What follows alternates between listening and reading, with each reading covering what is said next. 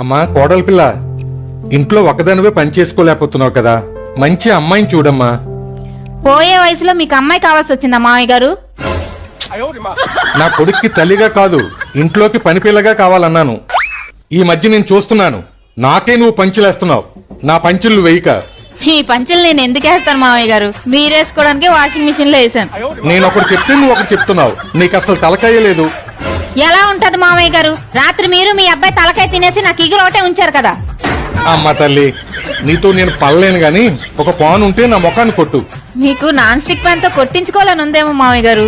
మరి కోడలు మామయ్యని కొడితే బాగోదు కదా. నేను అడిగింది స్టీల్ పాను, నాన్ స్టిక్ పాను కాదమ్మా, తినే పాను. కిల్లి కిల్లి. కుల్లి కుల్లి బ్రతుకుతున్న ఈ కొంపలో మీ కిల్లి ఒకటి. అందుకేనమ్మా ఈ కొంపలో నాకు అసలు బతకాలనే లేదు. మీ ఇష్టాన్ని ఎప్పుడైనా ఈ కోడలు కాదన్నదా మామయ్య గారు?